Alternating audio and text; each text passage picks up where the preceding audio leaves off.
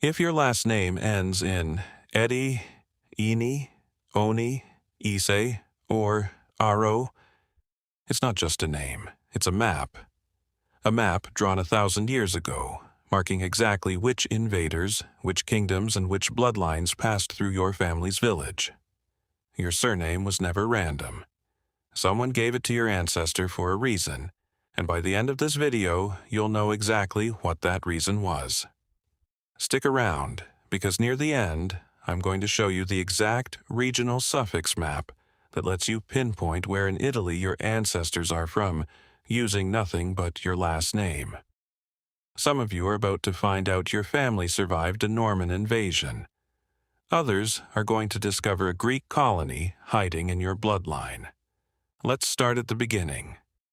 For most of human history, nobody had a last name. You were just Marco or Julia or Antonio. That worked fine in a village of 200 people. But by the 1300s, Italian cities were exploding in population.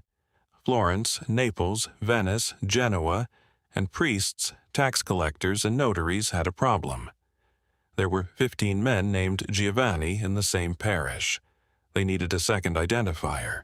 So they started attaching a detail where you were from, what your father was called, what you did for a living, or what you looked like. That detail became permanent. It became your family's name for the next 700 years. And here's the part most people don't realize.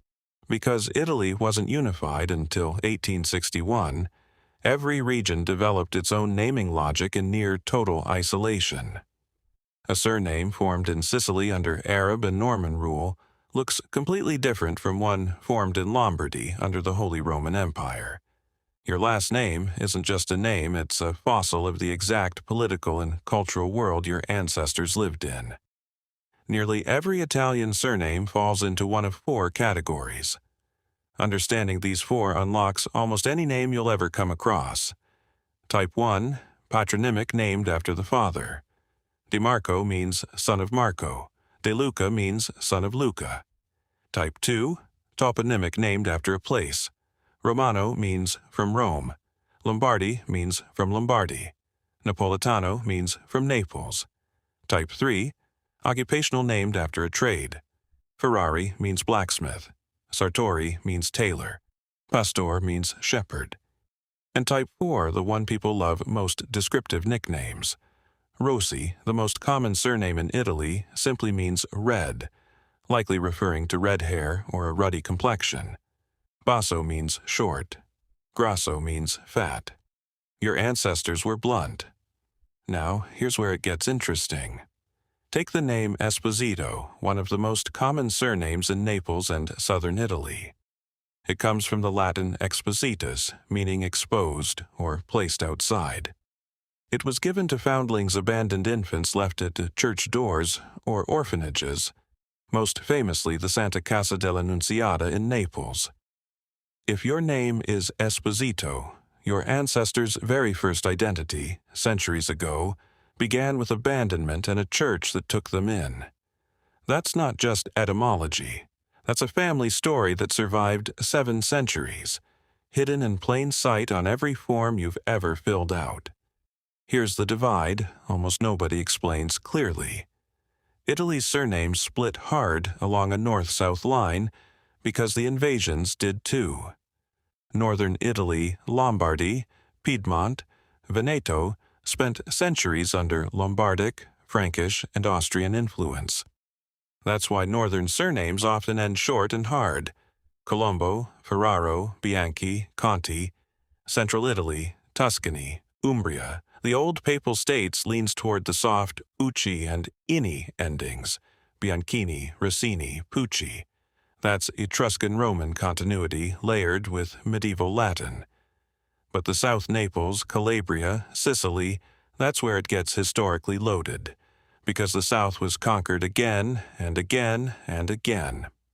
Sicily alone was ruled by Greeks, Carthaginians, Romans, Vandals, Byzantines, Arabs, Normans, and Spanish Aragonese in that order, over about 1,800 years. Every single one of them left surnames behind. Greco doesn't just mean Greek as a nickname. In many cases, it marks direct descent from Byzantine Greek communities that never fully assimilated. Rizzo, oddly, likely comes from a Lombard root meaning curly-haired, proof that even northern Germanic tribes pushed influence that far south. And surnames ending in "izy," or with the article "lo" and "ella" attached "lo bianco," "la rosa" are distinctly Sicilian, a linguistic fingerprint of Arab-Norman administrative naming from the 11th and 12th centuries. If your name looks like that, your family tree runs through one of the most fought-over pieces of land in European history. Now, before we get to the suffix map I promised you, quick gut check. Has your last name come up yet? If not, don't worry. We're about to cover the endings that cover almost every Italian surname that exists, and I guarantee yours is in the next 6 minutes. Here's your decoder. Eti, Ini, Ino, Uzo are diminutives. They mean little or young, often marking the youngest son's branch of a family, and they're most common in central and northern Italy. Think Bernadetti, little Bernard. Martini, not the drink, little Martin. One and oni mean the opposite, big or augmented. Marconi, from a large Marcus. Simoni, these cluster heavily in the north and center. Then you've got is, meaning from or belonging to, almost always toponymic, Milanese, from Milan. Genovese from Genoa. Napolitano and Napolitano from Naples, specifically in southern dialect form. In the deep south and Sicily, you'll see aro and io constantly, occupational endings like ferraro, ironworker, or fornaio, baker.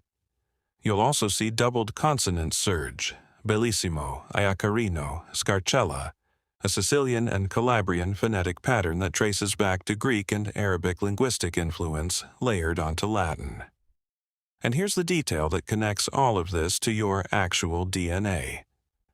Population geneticists have repeatedly found that surname distribution in Italy correlates strongly with regional genetic clustering, meaning two people with southern pattern surnames are statistically far more likely to share Greek, North African, and Balkan genetic markers than someone with a purely northern pattern surname, who trends toward Celtic, Germanic, and Alpine ancestry.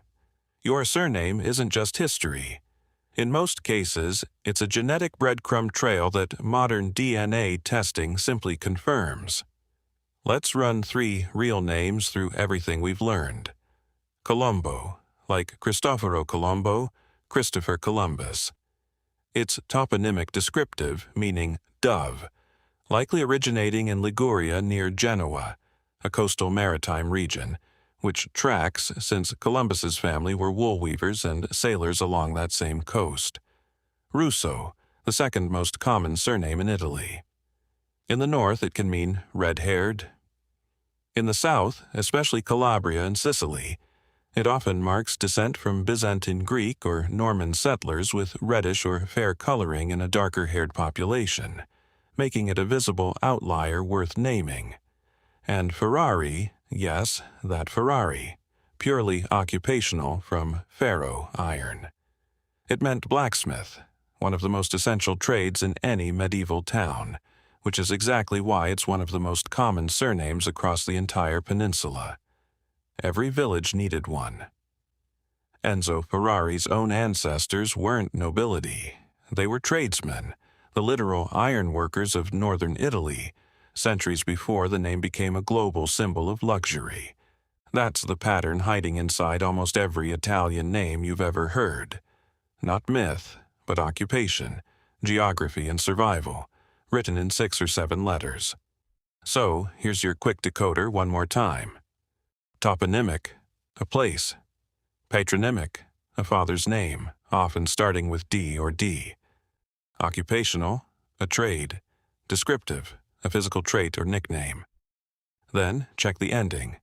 Eti/ini/ino for smaller branch or central northern roots. 1/oni for northern augmentation. ES is for regional origin, /, AIO, and doubled consonants for Southern and Sicilian occupational and phonetic roots. Run your own last name through that filter right now. Pause the video if you need to, and tell me in the comments what you find because I read every single one, and I want to know exactly which region your family's story begins in. If this connected a dot for you, this channel exists entirely to do that, to take the names, the DNA, and the buried history sitting quietly in your own family, and turn it into a story you actually understand. Subscribe, because next week we're doing the same deep dive for Spanish and Portuguese surnames, and if your family tree crosses both, you're going to want to see how those two decoders overlap. I'll see you in the next one.